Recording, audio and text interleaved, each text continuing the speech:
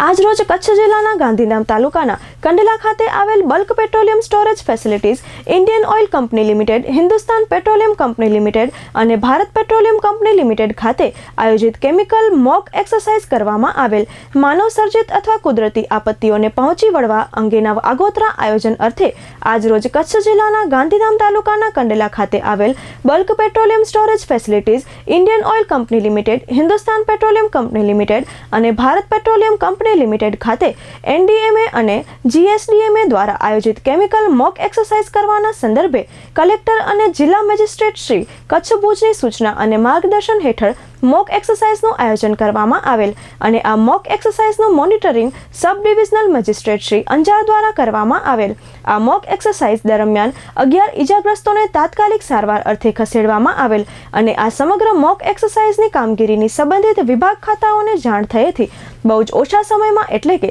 40 થી 45 મિનિટ સુધીમાં સુચારુ રીતે પૂર્ણ કરવામાં આવેલ। અંતે આ સમગ્ર મોક એક્સરસાઇઝમાં જોડાયેલ તમામ અધિકારી શ્રી કર્મચારીશ્રીઓનો મદદનીશ કલેક્ટર અને સબ ડિવિઝનલ મેજિસ્ટ્રેટ શ્રી અંજાર દ્વારા આભાર વ્યક્ત કરવામાં આવેલ।